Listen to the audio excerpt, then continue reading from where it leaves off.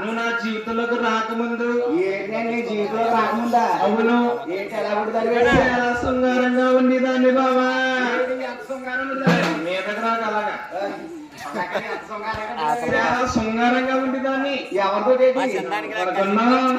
ఏరాసం గారితో నాకన్నా ముందు ఏరాస్వామి గారితో నీకన్నా ముందు ఏరాస్వామి గారిని చేసుకున్నాను కలిగే కానా ఏడు ముందు ఏరాస్వామి గారా? అవును. నేను రెండో ఉన్నా. మూడో కోడివి. అమ్మ నేను మూడో ఉన్నా. ఒరే మా ఇంకా రెండవరా? రెండెవరనుకున్నా ఎవరా? తెలుసు కదా బాబు నీకు. ఎవరా? నాగరాజు గారు.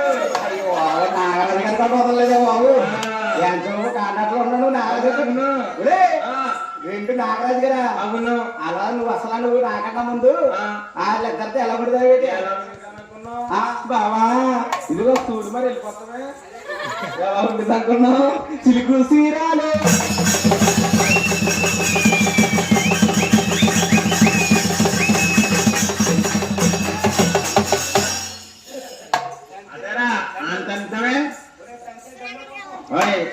డప్పు అట్టపోతే ఊపు ఉండదు.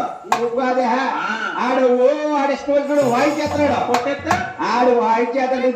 నడు తిప్పేస్తే తిప్పేస్తే నీకు బాధే ఉంది.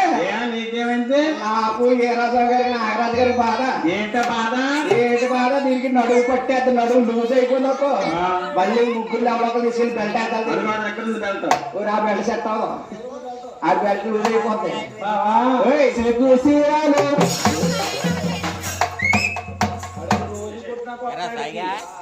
సీరాలు నికట్టే బానేరా, సీరాలు నికట్టే బానేరా. పక్క గడ్డి మెట్ల కొలిగే కదా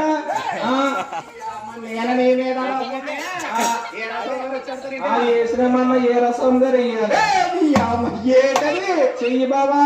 ఏసినామా ఏ రసం గారు వెయ్యాలా? అవును. చెయ్యా ఏ రసం గారు ఎత్తుంటే ఎలా ఉంటుంది? నువ్వు చెయ్యేస్తుంటే ఎలా ఉంటుంది? నువ్వు చెయ్యేస్తుంటేని గడ్డిగమ్మ గీసుకునేటువంటి కలిగే కదా. ఏనే చెయ్యేస్తే గడ్డిగమ్మ గీసుకుంటుందా? అవును. మరి ఏ రసం గారు ఎత్తుంటేను అదే రసం గారు వేస్తారనుకో వెన్నపూస రాసినట్టుంటుంది బాబా. వెన్నపూస రాసినట్టుందా? ఓ పని చెయ్యి. ఆయన అక్కడే కూర్చున్నాడు. ఏదో కుదురుగా కూర్చొని కొలిగే చెయ్యేసుకోవాలి. పక్కన ఆవిడ ఉంది. చెయ్యి మొహం మీద కొట్టేద్దని నా జీవితంలో చేసేవనుకున్నా. ఎలా చేసారా బావా? తిరిగిన సీరియలే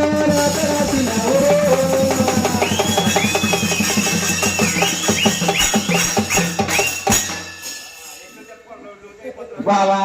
మందిలే మాయాలే క్రమాలే